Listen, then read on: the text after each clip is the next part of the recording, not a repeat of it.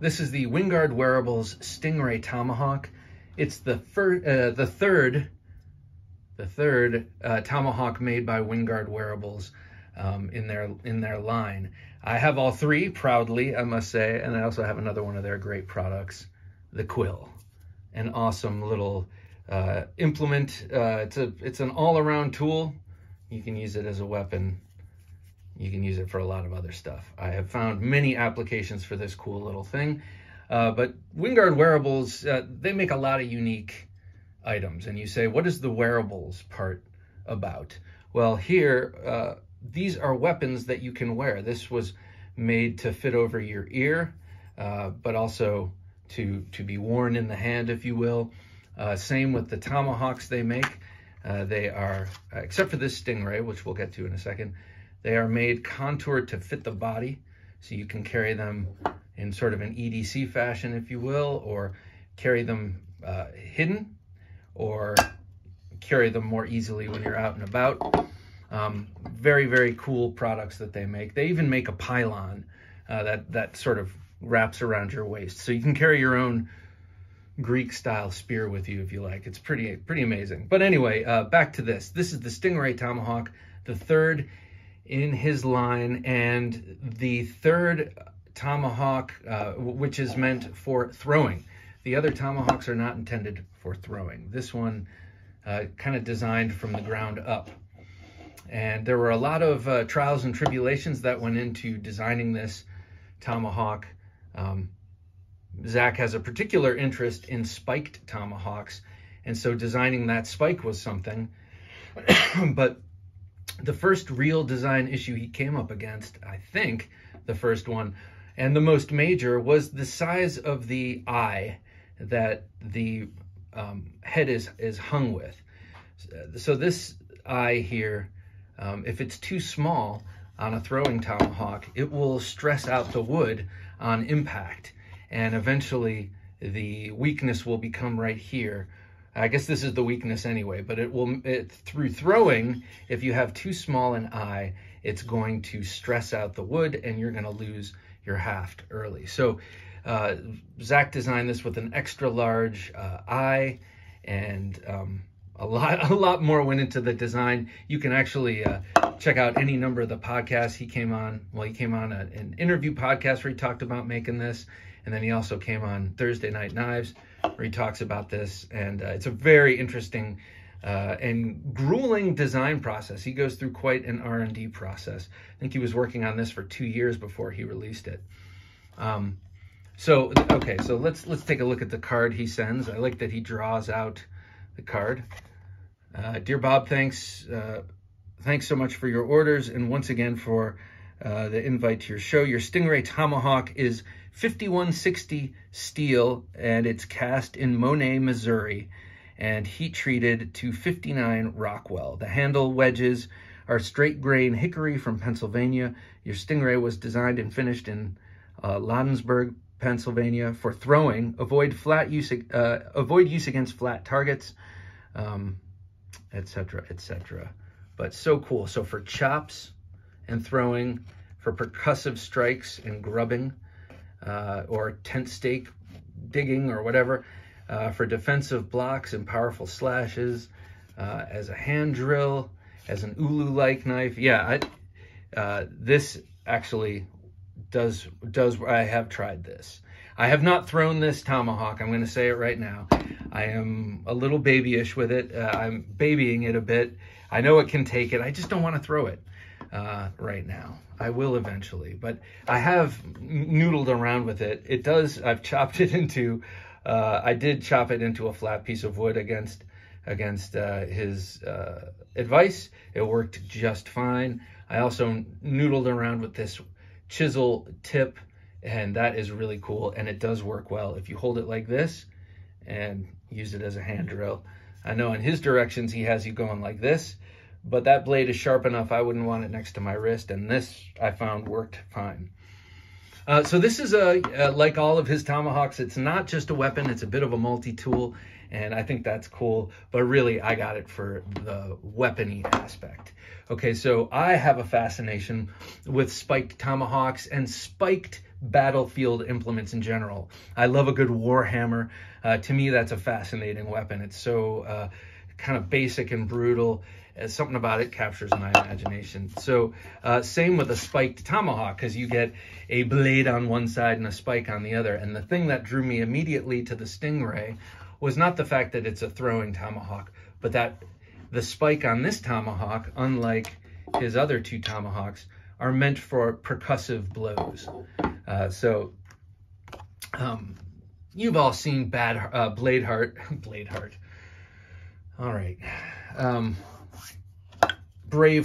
I'm sorry. So in those battle scenes in Braveheart, he starts off with a warhammer and then graduates to his giant claymore sword. But he runs into battle and he's stunning people with the hammer side and then flipping it over and spiking them through the helmet and dispatching them. And something about that to me is, I don't want to say cool. It's not exactly cool, but it's an interesting thing that's how warfare was at one point. You know, we still punch holes in each other, but we do it at a distance. Back in the day, you did it with something like this. That instantly fascinated me. I like these Wingard wearables for their weaponiness, and to me, this is just utterly fearsome and nasty thing. He could have just as easily called this the woodpecker as the Stingray. I think it's got a woodpecker look too, with the sort of plumage and the long beak.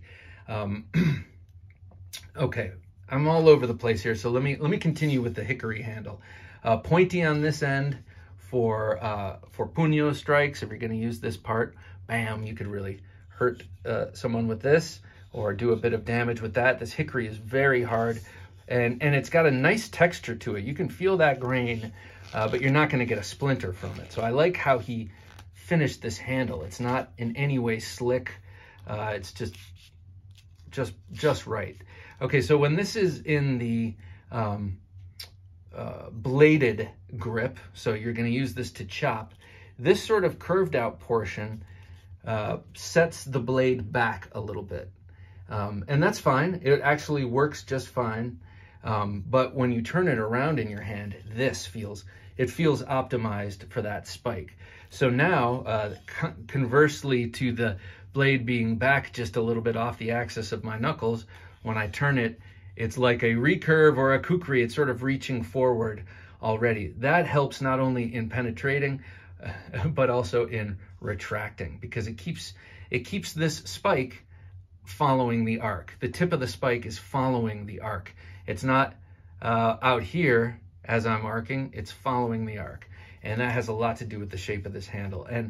And you don't need that here because you have a curved blade. So anywhere you kind of hit on that blade, it's going to cut. But here you want that point to be leading the arc. And I believe that's why he designed the handle that way.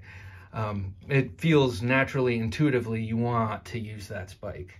The spike itself is it's 4 inches long, and it's octagonal in cross section. And that is to just for ease of retraction. This, if you look at it, looks a lot like that tactical field pick / screwdriver I had from Mr. Fileto. He was loaning me. It was a Winkler field sort of spike / flat screwdriver. It looked a lot like this. It was octagonal like that and had a flat chisel tip like that. Let's see what he says here. Stingray. Curved double flared head for concentrated chops, even at off-angle impacts. And that kind of harkens back to what I was talking about here. Rounded trailing edges improve blade extraction. So say you whack this into something, it goes past these apices, apices, or whatever the hell you call it, goes past there, and these curved surfaces here aid in pulling it back out. So very cool design there. Chisel tip spike sticks even at off-angle impacts. Yeah. Chamfered corners to improve spike extraction. Okay, so that's what he's saying there. Very, very cool. Handle contoured for edge alignment. Curved blade sticks at uninterrupted angle patterns or angles. So this thing is just cool. I love how he explains all this stuff and what was in his mind as he was making them. So let me show you the rest of these, and I'll compare them. But before I do, let me compare it to two other spike tomahawks I have. The first one is a cold steel spike tomahawk. A brute by comparison. You know, this weighs 13 ounces, which is his heaviest product. And 13 ounces, especially in something like this, is very light. This is almost double that, I think. That head is really heavy. You could remove a lot of material from this. But I like the shape of it and always sort of loved the spike tomahawk, so I got this one. But when I was at Blade Show, this is on a very long hickory handle also, I believe. Oh no, this is ash. I was at Blade Show 2020, and I got this, Elmer Roosh, who is a famed axe and hammer maker out of Georgia. Whoops, I'm sorry, I keep bumping that thing. But this is more in that Northeast woodland, American, you know, Native American style of spike hawk. You've got this curved spike, which does what the curved handle does here. It keeps that point on the tip of the arc instead of out here. And then you've got this awesome blade. Very sharp, this thing. So more traditional style tomahawk inspired this very unique, I'm gonna say it, avant-garde tomahawk. This thing is avant-garde. No one has ever done one like this before. It looks like an artifact, but it is a brand new idea based on all of these ideas that have come before. Let me show, and that's kind of basically how it is with his other work. So this is my bedside defense option. My bedside axe-like defense option. I have other defense options that are more to the point, perhaps, and maybe more final than this, or more quickly final. But this is the hand implement I have for swinging if need be. And this is the Wingard Wearables Empress. It's a spontoon hawk. A spontoon hawk has a blade. Instead of a broad chopping blade, it has a pointy stabbing blade at the end of a haft. This one he modeled after the megalodon tooth. The megalodon is the ancestral great granddaddy of the great white shark. And so if you look at this, in cross section, it's curved on the outside and flat on the inside, kind of like a shark's tooth. It's really sharp on this edge. It's broader on this edge for widening the wound channel, if you will. And then it's got a downward and inward hooking spike. This is for grappling, for trapping, tearing, hooking, not for percussive hits like that, but for these kind of horrible things you can imagine. It's very sharp on the bottom, not sharp at all on the top. And this is cast silicon bronze. Did I mention this is, oh yeah, I read that. This is cast also. This is cast 5160 steel. This is cast silicon bronze, which for the application of stabbing through clothing and flesh works just fine. Worked for Odysseus. It'll work for us today. For this kind of hawk, you're not taking this out and chopping wood with it at the campsite. You're using this for self-defense, and possibly and probably carrying it on your person with this wearable contour thing. Let me show it to you with his first tomahawk and my favorite, probably my favorite. I walk around the house with this thing all the time. This is the Back Ripper tomahawk, and like the Empress and the Stingray, it has a Pennsylvania Hickory handle. This one he burns with a blowtorch and rubs linseed oil and does a bunch of stuff too. This one he does that singeing or burning, branding with the hot file. after he, carves it down. Really nice, strong handle, but this hammerhead is so cool. So these are forged, not hammerhead, axe head. These are forged. I think he's got 3 or 4 blacksmiths in Pennsylvania and Maryland who do these for him.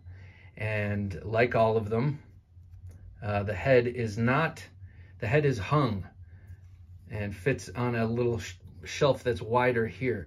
It cannot slide down this handle. It's hung here like an axe. And then the wedge is the same from the same batch of hickory, so that it will expand and contract at exactly the same rate as the handle itself. So that wedge is in there. That's a cross wedge, and I think they all have the cross wedge. And then there's this pitch. It's not pitch. It looks like pitch though. It's an epoxy in there. It's a blackened epoxy, and these things are just solid. And so for this one, it's that nasty angle, that downward angle, keeps that chopping surface, much like this, on the tip of that arc. And also kind of like a recurve, this angle of the blade just works to devastating effect. I have a couple of videos that I've been shy about posting of me going to town with these on a pumpkin, but I'll just do it. I'll just post them as shorts. So great weapons. I love these things. I know they're not just weapons. Apparently a lot of people like this as a gardening implement because you can reach. This is a sharp hook down here. You can reach and pull things and chop in the dirt. And these also come in shorter versions, these two, in MOLLE compatible versions where the flares at the bottom are narrowed and the handles are shortened, and they can slip in MOLLE webbing. So you could have it on your load-bearing equipment or what have you, the back of your backpack or something. I like these full-size versions. I'd love to collect them all, as they used to say on the cereal boxes. But for now, these 3 will have to do. And this new one is getting a lot of use, at least in terms of securing the home and the perimeter. There's the Wingard Wearables logo. And gotta say, thank you, Zac, for making such cool and unique stuff. Can't wait to see the new projects you have in the offing. 2 of them in particular. I won't mention them here. All right, cool. Well, thanks for watching. Take care.